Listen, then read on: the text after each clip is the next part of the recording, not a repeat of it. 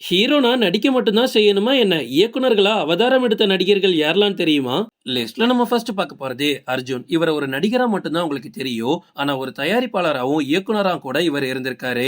ஆரம்பத்துல சிம்ஹதா மாரி சைனியா அப்படின்ற ஒரு கன்னட படத்துல குழந்தை நட்சத்திரமா இவர் அறிமுகமாகிறாரு.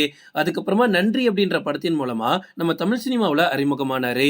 1992ஆம் ஆண்டு சேவகன் அப்படின்ற படத்தை டைரக்ட் பண்ணதின் மூலமா ஃபர்ஸ்டா நம்ம தமிழ் சினிமாவுல ஒரு டைரக்டரா அறிமுகமானாரு. அதுக்கப்புறமா சங்கர் இயக்கத்துல வெளிவந்த ஜென்டில்மேன் படம் விமர்சன ரீதியாவும் வசூல் ரீதியாவும் இவருக்கு ஒரு மிகப்பெரிய ஹிட்ட கொடுத்துச்சு.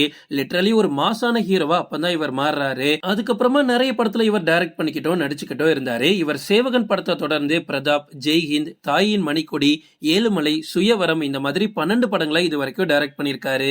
லிஸ்ட்ல நம்ம அடுத்து பார்க்க போறது சிம்பு. இவர் சினிமாவுல குழந்தை நட்சத்திரமா ஒரு சில படங்கள்ல நடிச்சிருக்காரு. சின்ன சின்ன கேரக்டர்லாம் வந்துட்டு போவாரு. அதுக்கப்புறமா இவரோட அப்பா டைரக்ஷன்ல காதல் அழிவதில்லை அப்படின்ற படத்துல நடிச்சதன் மூலமா தான் தமிழ் சினிமாவுல அறிமுகமாக்குறாரு. நடிச்ச முதல் படம் ஒரு மிகப்பெரிய அட்டர் ஃபிளாப் ஆயிடுச்சு. அதுக்கப்புறமா தொடர்ந்து படங்கள் பண்ணி ஒரு டாப் ஹீரோவா வலம் வந்துட்டு இருந்தாரு. அதுக்கப்புறமா தான் ஒரு கட்டத்துல நம்ம ஏன் படத்தை டைரக்ட் பண்ணக்கூடாதுன்னு முடிவெடுத்து மன்மதன் வல்லவன் இந்த 2 படத்தையும் இவர் டைரக்ட் பண்ணாரு. ரெண்டுமே எதிர்பார்த்ததோட ஒரு மிகப்பெரிய ஹிட் ஆயிடுச்சு. சிம்புக்கு எந்த மாதிரியான கதை எழுதுறது ரொம்ப பிடிக்கும் அப்படின்னா அந்த படத்துல இன்டிமெசி சீன் அதிகமா இருக்கணும். கண்டிப்பா அது லவ் படமா தான் இருக்கணும். ஹீரோவை ஹீரோயின் ஏமாத்திரணும். அதுக்கப்புறமா அந்த ஹீரோயினை ரிவெஞ்ச் எடுக்கணும். இல்ல அதுக்கப்புறமா ஒரு மாசான ஆளா மாறணும். 2 படத்துலயுமே லிட்டரலி இந்த சப்ஜெக்ட் தான் இருக்கும். பட் இளைஞர்கள் மத்தியில இன்னைக்கு வரைக்கும் சிம்புவோட ரொம்ப ஃபேவரட் படம் அப்படின்னா மன்மதன் மற்றும் வல்லவன் தான். அதுல இவரே டைரக்ட் பண்ணி இவரே நடிச்சாரு. லிஸ்ட்ல நம்ம அடுத்து பார்க்க போறது தனுஷ். இவரோட அப்பா இயக்கத்துல வெளிவந்த துள்ளுவதோ இளமை அப்படின்ற படத்துல ஒரு நடிகரா இவர் தமிழ் சினிமாக்குள்ள வராரு. இவர் நடிக்க வரும்போது இவருக்கு ஏற்பட்ட அவமானங்கள் எல்லாத்தையும் தாண்டி தொடர்ந்து எக்கச்சக்க படங்கள்ல நடிச்சு இப்போ ஒரு மாஸ் ஹீரோவா வலம் வந்துட்டு இருக்காரு.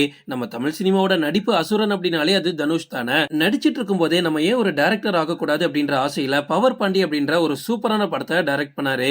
அதுக்கப்புறமா ரொம்ப வருஷம் கழிச்சு ராயன் அப்படின்ற படத்தை டைரக்ட் பண்ணாரு. அதுவுமே அவருக்கு ஒரு நல்ல ஹிட்டை தான் கொடுத்திருக்கு. இதை தள்ளி நிலவுக்கு என்மேல் என்னடி கோபம், இட்லி கடை இந்த 2 படமும் இன்னும் ரிலீஸ் ஆகாம இருக்கு. இதுவும் ரிலீஸ் ஆயிடுச்சு அப்படின்னா தனுஷ் ஒரு ஃபுல் டைம் டைரக்டராவே மாறிடுவார் போல. லிஸ்ட்ல நம்ம அடுத்து பார்க்க போறது சரத்குமார். இவர் முதல்ல தெலுங்கு படத்துல நடிச்சுதான் சினிமாக்குள்ள அறிமுகமாகிறாரு.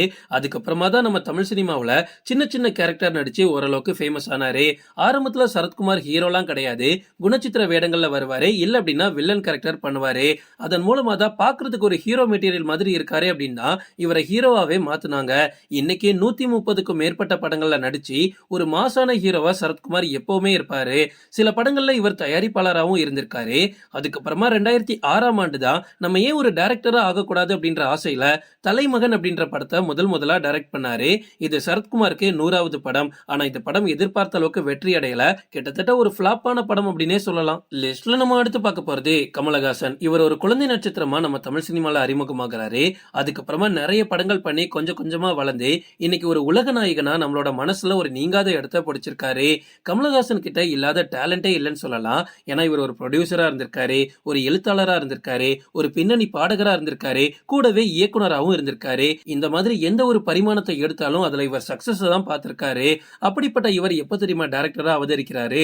1997ஆம் ஆண்டு சாட்சி 420 அப்படின்ற படத்தை ஹிந்தியில இவர் டைரக்ட் பண்ணாரு. இது தமிழ்ல வெளியான அவ்வை சண்முகி படத்தோட ரீமேக். அதுக்கப்புறமா ஹேராம், விஸ்வரூபம், விருமாண்டி இந்த மாதிரி இவர் எடுத்த எல்லா படமும் இவருக்கு ஒரு நல்ல வெற்றியை கொடுத்திருக்கு. ஆனா நம்ம இவர்கிட்ட இருந்து எதிர்பார்க்கிறது மருதநாயகம். ஓகே ஃப்ரெண்ட்ஸ், இதோட நான் இந்த வீடியோ முடிச்சுக்கிறேன். இன்னொரு இன்ட்ரெஸ்டிங்கான வீடியோல நம்ம சந்திக்கலாம். Stay tuned.